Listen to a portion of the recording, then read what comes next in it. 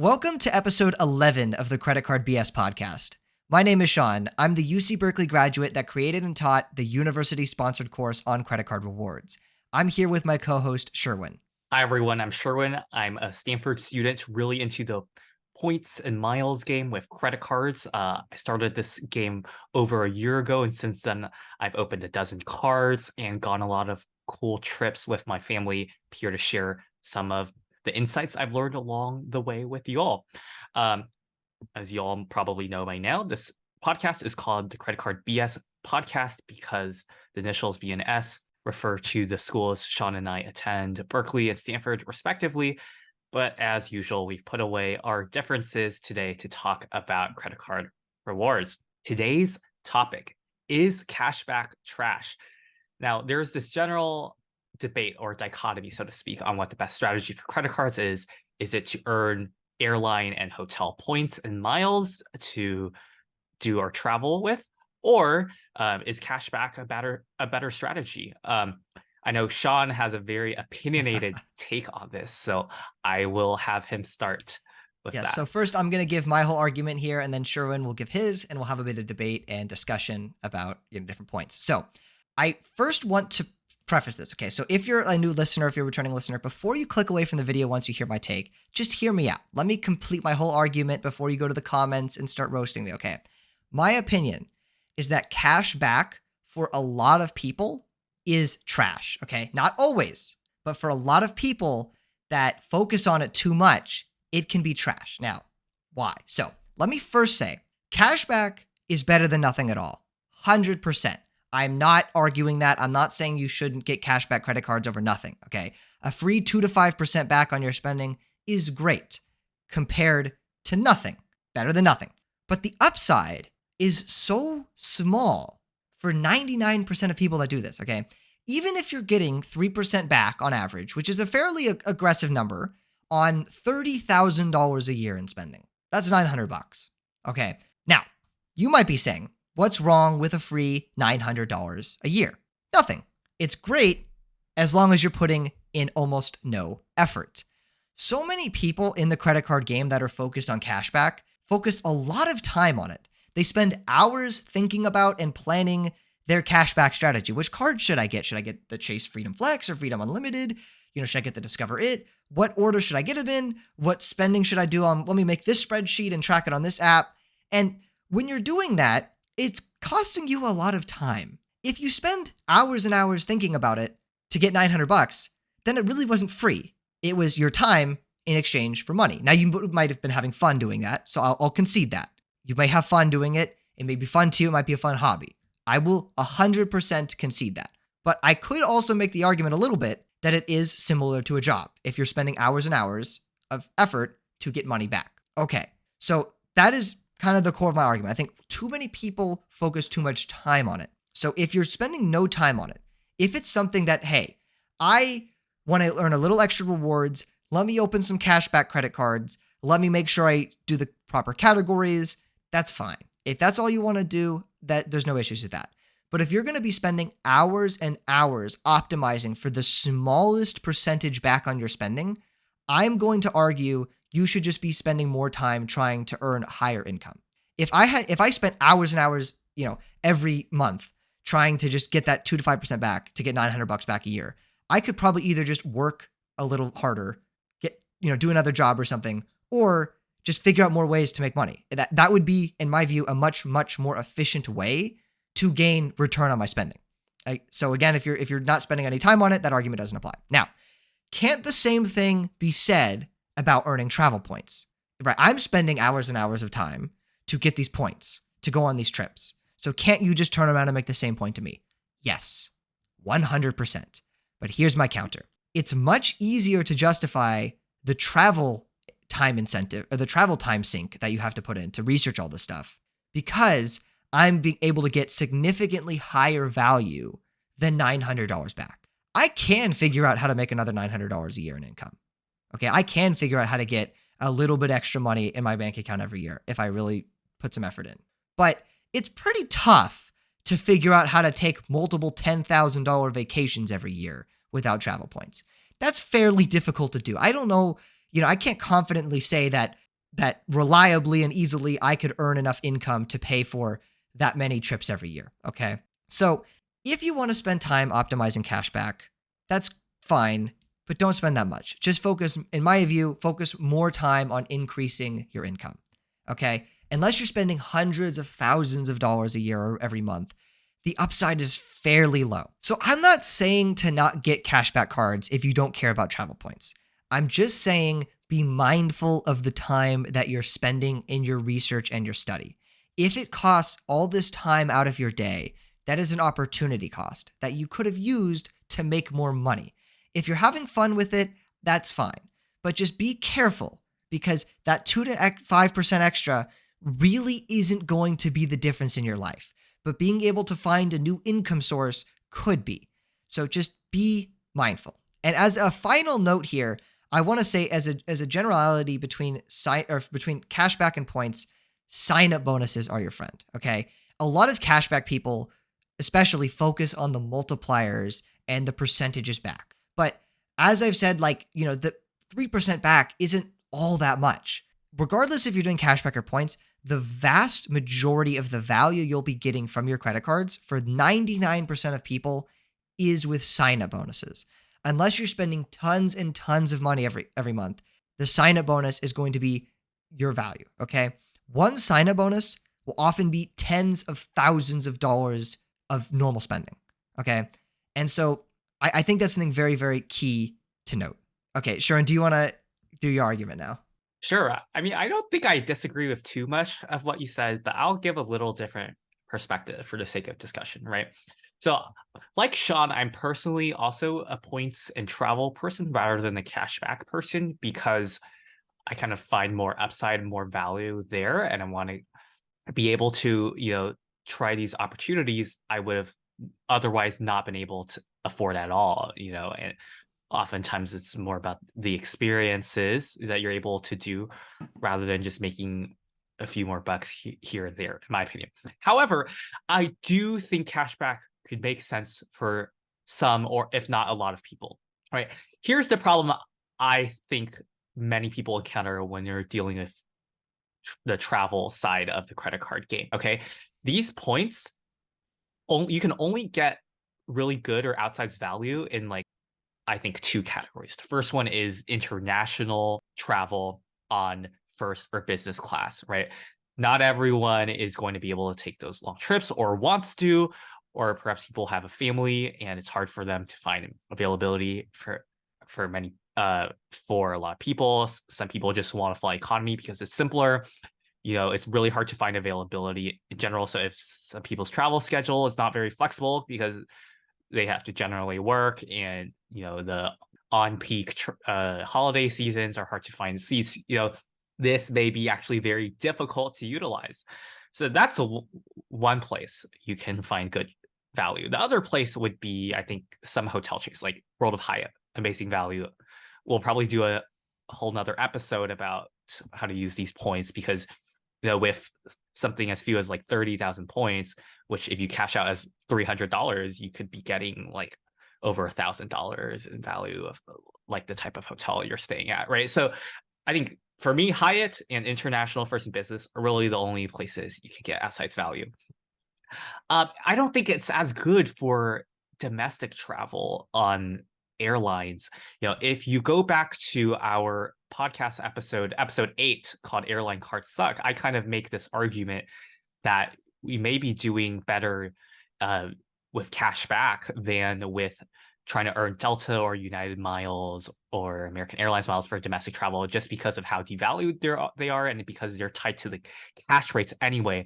Whereas with these international first and business class flights, we're usually looking at award charts that stay fixed regardless of the cash rate of the flight on that particular day, right? So I think if you're someone who needs availability and you're just focused on domestic airline travel, cashback may actually make more sense. And I'll get into a little more about that. Another benefit of cashback, you generally shouldn't be paying annual fees for cashback. Usually annual fees are associated with cards that allow you to transfer to hotels or airlines to get more outsized value. And I do feel like paying annual fees most of the time can be worth it if you're getting outsized value. But if you're writing cashback setup, that's one less thing to worry about. You don't have to think about, when do I downgrade this card? Am I spending enough to justify keeping this card open? Yada, yada, yada. There's also not a need to worry about trifectas or optimizing within issuers' ecosystems. You just pick the cards that give you the highest percentage on each category, right? So for a cashback person, I'd probably say don't think about or focus on the Chase trifecta or the Amex trifecta or whatever. I could have a card from US Bank that earns me more on dining, and then I'll use a card from Citi that earns me more on grocery. Whatever, it's all going to be cash at the end of the day. You pick and choose what categories work for you. You don't need to strategize around issuers. Another argument, we talk about how we can get a lot of cents per point on travel, especially with Hyatt, with international business first class. We may be only redeeming 95,000 miles for a round trip ticket. In business that would cost more than $6,000, right? So that's like 5 or 6 cents per point. One could make the argument, however, that if you cash out the points you earn as cash back, you can then invest that money, assuming you don't touch it for a while and you wisely pick index funds. You should be getting a really good return in the long term. Whereas with these points, not only do they not earn interest when you leave them in your account, but they often devalue as well, as we saw with some recent hotel and airline programs, cough United, right? So with the travel strategy, you kind of have to earn and burn, whereas cashback, you kind of invest in longer term. I think it's very silly to think of these points as like a viable retirement strategy, because you don't know how many points these programs are going to charge you in a long term, because they can always devalue when they feel like they've sold too many points to banks or to people, right?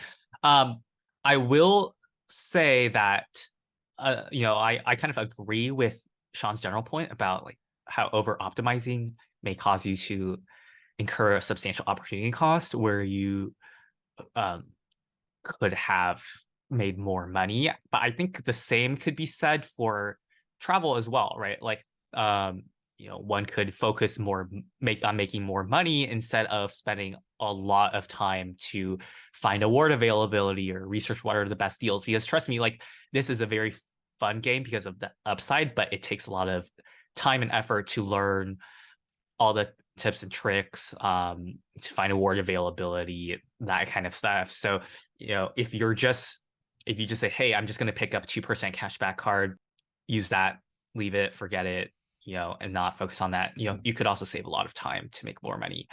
I would also say cashback scales really well if you have high spend, right? Like if I'm earning 2% back and I have high income or I have high spend, that's going to be a lot of money at the end of the day.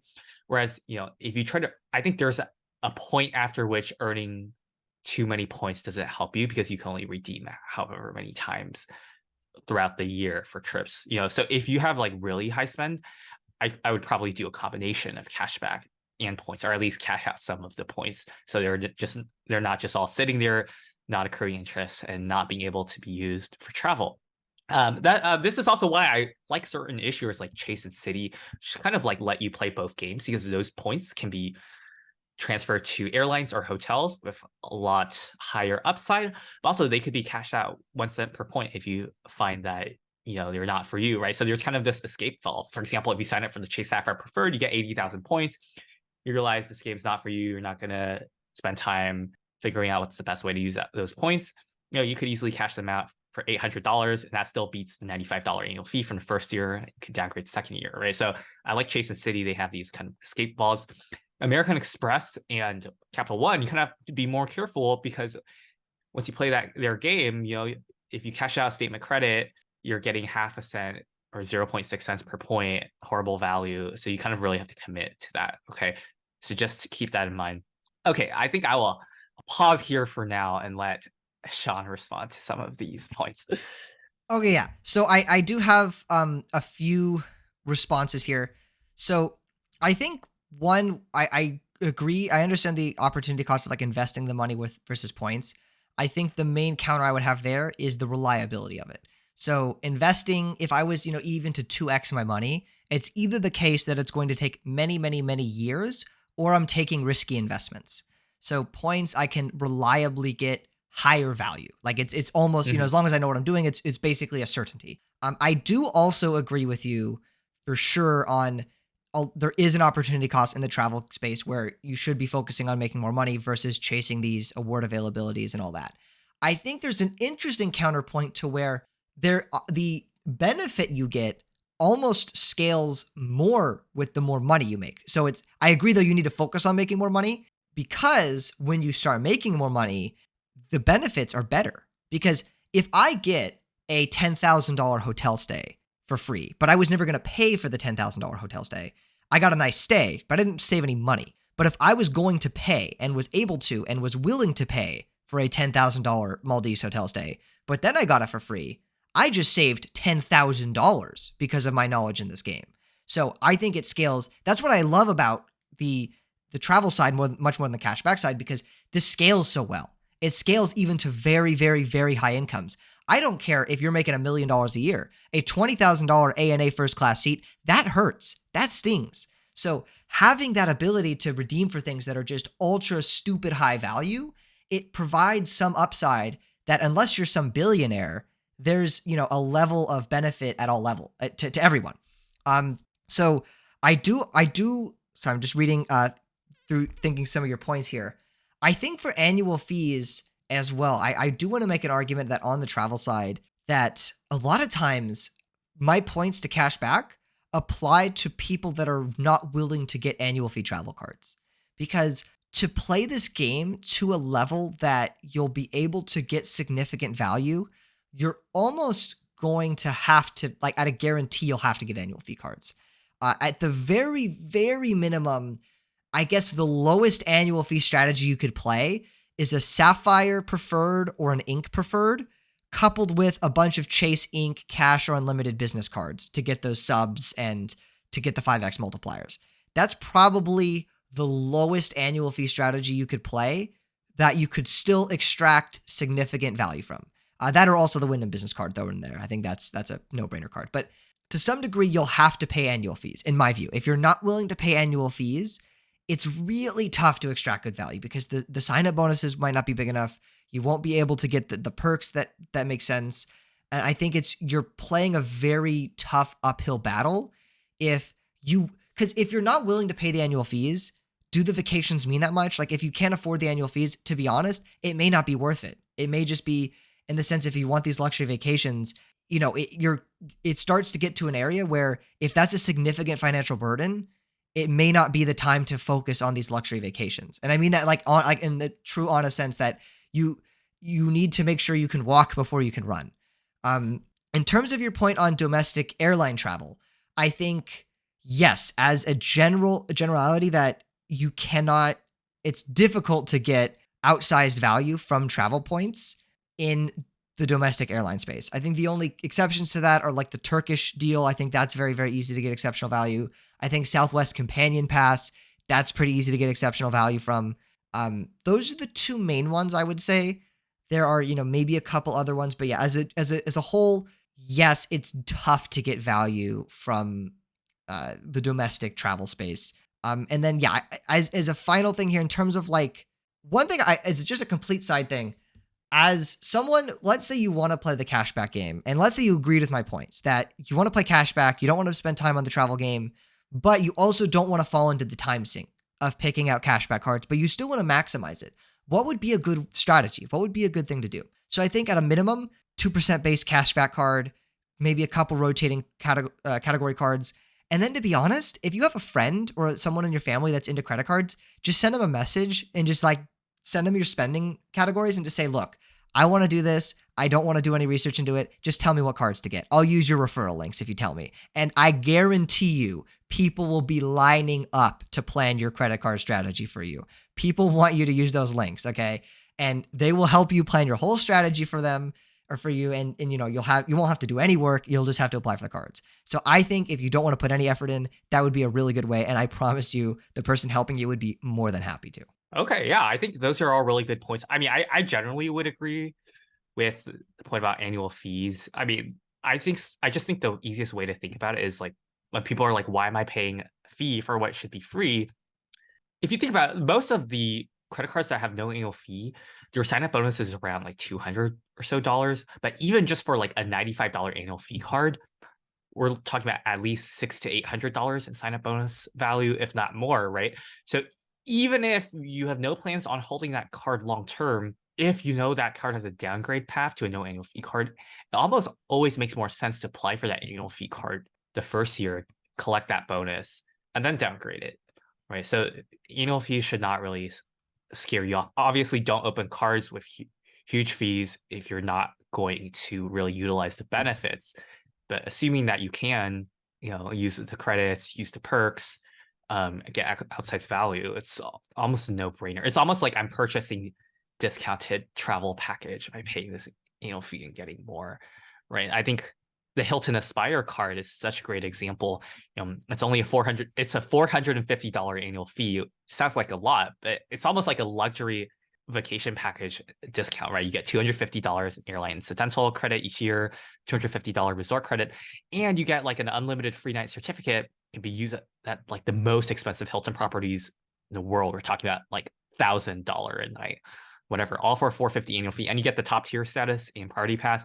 I mean, to me, that's $450 sounds steep, but when you put that in perspective, that's a no brainer, even for someone who only takes one vacation a year and does not want to optimize, right? So I'm kind of countering my own point, but I still think there is good value, and I think another point I would make is sometimes it can make sense to get both cashback and travel credit cards, right? Because there are inevitably going to be, even like if you're focused on travel, there are inevitably going to be travel expenses that you need to pay cash for, and it's always good to have stuff to offset that, right? Like car rentals, for example, there's not really easy way you can earn a lot of points to offset that. But if you have, some cash back, you can redeem for like statement credits, or, redeem for cash that you can pay for those things. And then have a mix of the aspirational travel, but also like the necessary travel. That makes sense. Yeah, I think that point also you made about taking, like, even if you take one vacation a year, that the Aspire makes sense. I think a lot of people really need to analyze what they want to do with travel. Like, I've seen this like in my own family as well. If you're taking vacations every year, like people will spend like $10,000 for like a family vacation every year, but then say they won't get annual fee credit cards. And I don't understand that, because like even if there's several years in a row that you're not getting the value you wanted, it would still probably be cheaper to do that route than to pay, full retail price for whatever vacation you're doing. So I think, yeah, a lot of people like just don't kind of really think about the math behind it. It's a lot of like emotion. They feel like this annual fee is a burden on them every year, right? It's like sucking their money dry. But like when they spend the 10,000 on the vacation, they're like, doesn't feel the same way. Mm, Because remember, you can always downgrade an annual fee card after the first year. It's not an obligation. You can downgrade or cancel. There's no like it's not a timeshare. There's no contract year over year. But yeah, I think that was a very good point you made. yeah. And I think another thing to think about is like buying points. We talked about this in episode 1, especially with IHG, but also in other previous episodes, where oftentimes if you buy the points on sale and then redeem them for that room that you're going to buy anyway with cash, it's like cheaper. Like there's no reason to pay retail price, even if you don't care about credit cards.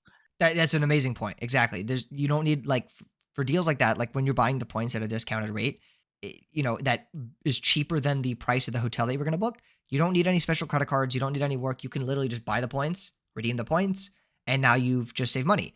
And this is actually like an interesting point as well, as a complete side note, that people need to like be smarter in their transfers. So I would argue, or I think this is a very, very easy one to argue. There is no reason ever, it is completely inexcusable to transfer a single point over to IHG.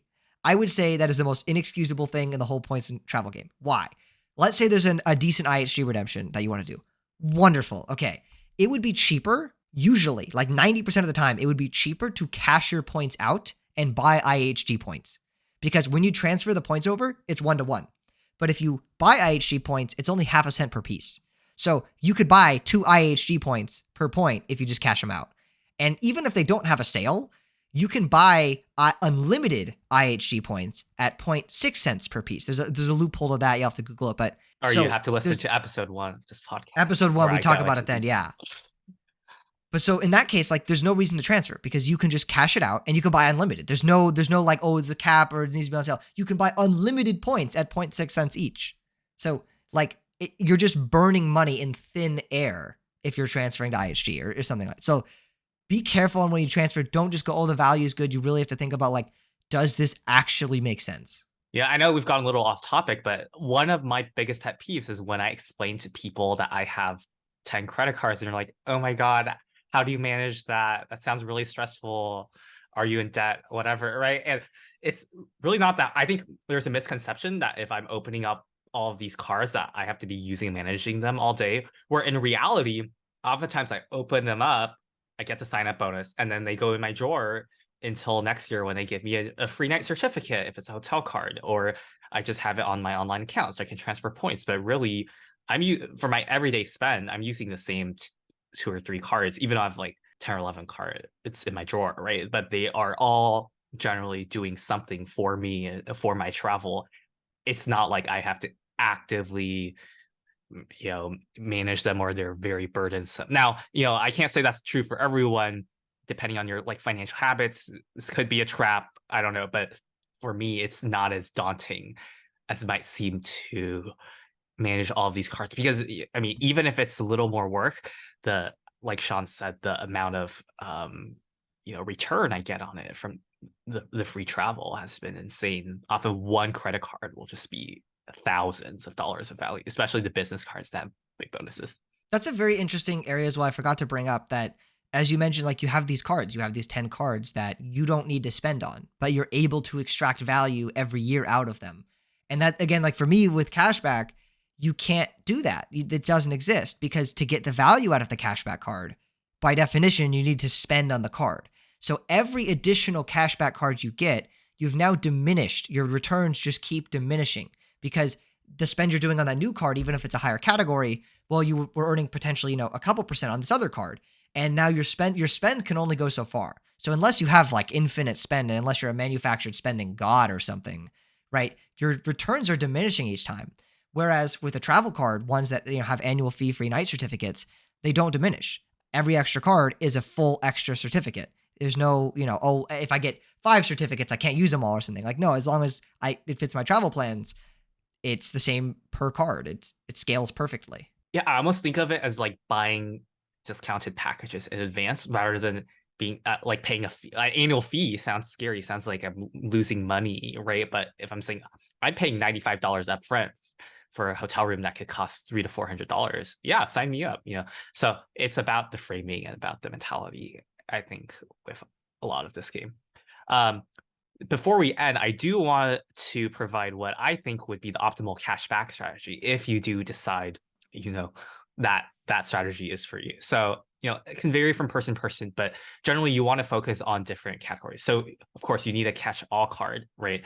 2% should be the minimum you're earning. If you, this is what I tell everyone: if you're earning less than 2% cashback, you are taking big L's. Okay, so City Double Cash is a good one. There's no sign up bonus though, so the Wells Fargo Active Cash is a good option. Also 2% on everything, no annual fee. And then after we build 2% as our floor line, we're going to ignore all the cards that give you 2% get back on a particular category because they're no longer relevant. We have that floor, right? And this is why, sorry, I'm going to throw in a side note here. Chase Freedom Unlimited and Chase Income Unlimited, I think, are an interesting case because they only earn you 1.5% back on everything. I would maintain that if you're going for a cashback strategy, this card should be entirely or mostly irrelevant to your setup. But if you are going to transfer those points to Hyatt with like a travel strategy, that's when you want the unlimited. But otherwise, there's no reason to be earning only 1.5% back, right? Okay, so anyway, now we have this 2% card. We need categories. So for dining, I think the best one out there is 4% back, US Bank Altitude Go. Go search that up if you're not if you're not as familiar. US Bank doesn't do a lot of advertising, so you may hear about it less, but I think that's and it's uncapped 4% dining. So I think that's the industry standard right there. For grocery or gas, I think the City Custom Cash is a really good option. The City Custom Cash gives you 5% on your top spending category, up to $500 each month. And unlike most rotating category cards, you get to pick what category it is by spending the most on it. So, the optimal strategy is only to put one category on a city custom cash to get 5% back. And although you're not allowed to apply for city custom cash if you already have one, there are data points online of people being able to product change from a different city product to a second or third city custom cash. So you could potentially be getting 5% back in a lot of different categories. Note that this doesn't scale very well though, because it's only up to $500 per month. But if you're only spending that much on grocery or gas each month, I think it's a no-brainer. Let's see what else. The Capital One Saver One card could be decent because that's triple on dining grocery if you want something that combines those together. Shaun, are there any obvious Did you ones talk I about the missed? Altitude Reserve yet? The The US Bank the Altitude US Bank. Reserve? Yeah, I'll get to that in a second. But I'm Okay. talking about the more straightforward ones. I mean, the Freedom cards. Oh, the Freedom cards give you 3% Freedom back Flex. on dining. Yeah, both Freedom Unlimited and Flex 3% back on. Also on dining. But if you're going for straight cash, US Bank Altitude Go might be higher, 4%. Now I do want to talk about, as Shaun mentioned, there's this other card that I think arguably could beat all of these with a single card, and that's the US Bank Altitude Reserve. Now, hear me out.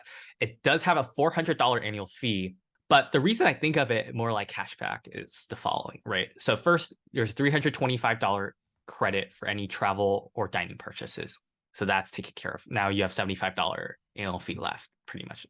And it's now the biggest upside is that you earn unlimited, uncapped 3x points back on any mobile wallet purchases. Sorry, so any place that accepts Google Pay or Apple Pay, which is almost all places nowadays, 3x points back. And then you can redeem these points at 1.5 cents per point toward any travel purchases. You can wipe them off your statement, basically, with a statement credit by enrolling in your real-time rewards if it's a travel purchase, right? So in effect, you're getting 4.5% back on any purchase as long as you can use your mobile wallet. That's pretty insane. If you ask me, okay. There is that annual fee, but if you're earning a lot of 4.5% back, that's easily offset. And the reason I think of this more like cashback than travel, even though it's a travel credit card, is because you're redeeming against dollar amounts of travel that you're going to purchase anyway, right? So if I purchase a flight at $100, US Bank will send you a text message, assuming you've set it up correctly, saying, do you want to redeem your points at 1.5 cents per point to offset this $100? If you reply and say yes, they'll deduct necessary number of points and then give you a statement credit, right? So you're kind of offsetting money you would have spent anyway. So I don't know. I think this is perhaps the best cashback strategy, 4.5% back almost everything. You can use at Costco. It's better than the Costco credit card that gives you 2% back. Shaun, what do you think? I agree. I think this is one of the few, even though it's not fully a cashback card, one of the few cashback-esque, fixed value per point cards that would make sense even for people that are heavily into the travel game, because it is tough. Even if I'm using a 2x card like the Venture X at a place like Costco, yes, I can get more than 2 cents per point out of those points. But like when we do that, we're looking at like inflated redemption values usually. So like even if I can total get like 4% back, right, by redeeming on like Turkish or whatever, it's tough because you got to get the availability and stuff and all that. But with a straight 4.5% back on travel on any mobile wallet purchase, that's really powerful because again, you can pick and choose where you're going to use it, like Costco, where it's like really, really tough to get any category spend, or like Target, right? You're not going to get any category spend there, but use the US Bank Altitude Reserve, 4.5% back toward flights. I mean, that's pretty legit. Like I will even admit, like that's a solid card. Yeah, the fact that it's uncapped is pretty insane to me. Now, US Bank can be a bit finicky with approvals. If you have opened a lot of cards in the last 12 months, you probably won't get approved. And unfortunately, they don't have clear published criteria, but that's just something to keep in mind. They are velocity sensitive. If you go back to our episode 8, titled Airline Cards Suck, I kind of talk about this card as a very reasonable alternative for people who really want to travel domestically on flights, but are having a tough time finding outside value because of the fixed how like airline miles for domestic travel are generally tied to the revenue rates. The fact that we're able to lock in 1.5 cents per point here, regardless of the time and date of the year, I think is a solid option, especially if you are someone who cares more about the availability and are not as flexible, and you do because you're essentially purchasing cash rate and having it offset. Definitely. And I think, is that everything? Do you have any other final thoughts, or are we ready to close out? I think that's all. Awesome. So we really, really hope you've enjoyed today's episode. This channel has been growing much faster than we'd expected. And yeah, we're really thankful to all of you that are watching and listening.